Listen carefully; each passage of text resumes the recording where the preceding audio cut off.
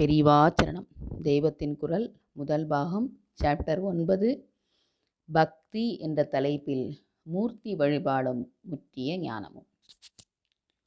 இதோ எனக்கு முன்னால் வாழைப்பழ சீப்பு வைத்திருக்கிறது, இதை பார், இது மஞ்சளாக இருக்கிறது என்று நான் சொன்னால் இது மஞ்சளாகத்தான் இருக்கிறது என்று காண்கிறீர்கள். அதற்கு மேல் மனசில் அதை பற்றி எந்த பிரதி சிந்தனையும் எழுதுவதில்லை. மாறாக இந்த வாழைப்பழத்தை காட்டி இதோ பார், இது சிவப்பாக இருக்கிறது என்று நான் சொல்லியிருந்தால் உடனே உங்கள் மனசில் ஒரு ஆட்சேப உணர்ச்சி எழுந்திருக்கும். இது மஞ்சள் என்றோ சிவப்பென்றோ நான் சொல்லாமல் இந்த வாழைப்பழம் சிவப்பாக இருப்பதாக நினைத்து கொள்ளுங்கள் என்று சொன்னால் அப்போது உங்கள் மனசில் ஒரு விதமான பிரதி உணர்ச்சி உண்டாகிறது. மஞ்சள் பழத்தையே சிவப்பாக இருப்பது போல் உங்கள் மனசில் கற்பனை செய்து பார்க்கிறீர்கள். மனசை ஒழுங்குபடுத்தினால் அப்படி பாவிக்கவும் முடிகிறது. உபாசனை என்பது இப்படிப்பட்டதுதான். பரம்பொருள் இப்படி இருப்பதாக பாவியுங்கள் என்று பலவிதமான குணங்களை கொண்ட பல மூர்த்திகளை காட்டி கொடுத்திருக்கிறது உபாசனா மார்க்கம். வாழைப்பழம் உண்மையில் மஞ்சள் நிறம் என்பது போல் பரமாத்மாவின் உண்மையான குணம் என்ன? அது குணம் கடந்தது என்பதே. பரமாத்மா எல்லா குணமும் கடந்த வஸ்து என்று சொல்லிவிட்டால் அப்புறம் ஜனங்களின் மனசு அதில் மேற்கொண்டு நிற்பதற்கு இடமே இல்லை. இது நமக்கு புரிபடாத வஸ்து என்று விட்டுவிடுவார்கள். வாழைப்பழத்தை சிவப்பு என்று சொன்னதை மனசு ஆட்சேபித்தது போல ஒரு சிலையை காட்டி இதுதான் பரமாத்மா என்றாலும் அதை எவராலும் ஏற்க முடியாது. இது ஒரு கல் பொம்மை அல்லவா, இது எப்படி உலகத்தை நடத்துகிற பரமாத்ம சக்தியாகும் என்று தோன்றும். ஆனால் ஒரு சிலையை காட்டி இதை பரமாத்மா என்று பாவியுங்கள் என்றால் அப்படி பாவிக்க முடிவதாக தோன்றும். வாழைப்பழத்தை சிவப்பாக கற்பனை செய்வது போல், ஆனால் சிவப்பு என்றால் என்னவென்று மனசுக்கு தெரிவது போல் பரமாத்ம லட்சணம் தெரியாதே. அதனால் விக்கிரகத்தை ஏதோ பெரிய வஸ்து என்று சிறிது எண்ணி பார்க்கலாமே தவிர அதிலேயே ஆழம் ஊன்றி நிற்க முடியாது. தெரிந்த விஷயங்களில்தான் மனசு பிடிமானத்தோடு நிற்கும். எனவே ஒரே காருண்யமும் சௌந்தரியமும் வழிகிற மாதிரி ஸ்திரீ ரூபத்தில் விக்கிரகம் செய்து இதில் பரமாத்மா தாயாராக வந்திருக்கிறார் என்று பாவனை பண்ணு என்றால் மனசு அதை நன்றாக கிரகித்து கொண்டு அப்படியே ஆழ்ந்து ஈடுபட முடிகிறது.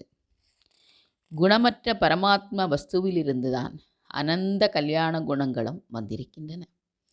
ரூபமற்ற பரமாத்மாவிடமிருந்துதான் சகல உருவங்களும் தோன்றியிருக்கின்றன. அந்தந்த குணத்துக்கு அனுகூலமான ரூபம், முத்திரை, ஆயுதம் முதலியவற்றோடு திவ்ய மூர்த்திகளை காட்டினால் அவற்றில் மனசு ஈடுபடுகிறது. புரியாத பரமாத்ம தத்துவத்தை நமக்கு புரிகிற விதத்தில் உபாசிக்க முடிகிறது. சகலமும் ஆன பரமாத்மா நாம் அவரை எந்த ரூபத்தில் உபாசித்தாலும் அந்த ரூபத்தின் மூலம் அருள் புரிகிறார். படிப்படியாக நம் மனநிலையை உயர்த்துகிறார். கடைசியில் மனசே இல்லாத மனசை கடந்த நிலை உண்டாகிறது. மனசு கடந்த அந்த நிலையிலேயே குணமும் ரூபமும் கடந்த பரமாத்மாவை உள்ளபடி அனுபவிக்க முடிகிறது. ஆரம்பத்தில் நமக்கு பலவித மனோவிகாரங்கள் இருக்கும்போது பரமாத்மா எல்லாம் கடந்தவர் என்றால் அதில் பிடிப்பு கொள்ள முடியவில்லை. ரூபத்தில் குணத்தில் அவரை உபாசித்தால் அது முற்றிய நிலையில் எல்லாவற்றுக்கும் அதீதமான பரமாத்மாவை உள்ளபடியே அனுபவிக்க முடிகிறது.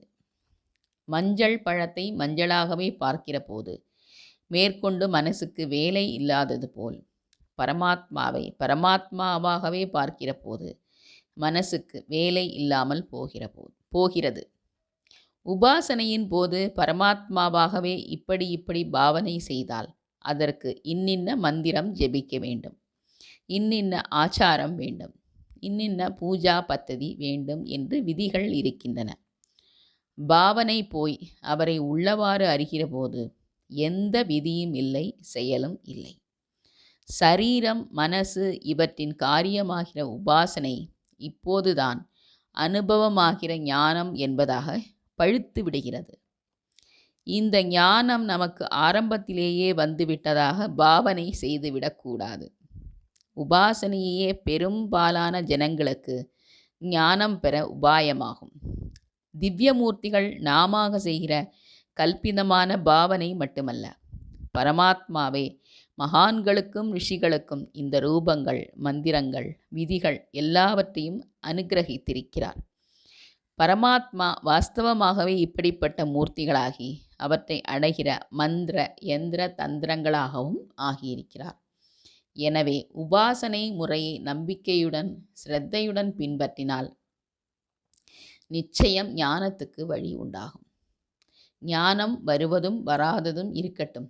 இப்போது உபாசிக்கிற போது அன்போடு அதை செய்ய வேண்டும். இந்த பக்தியே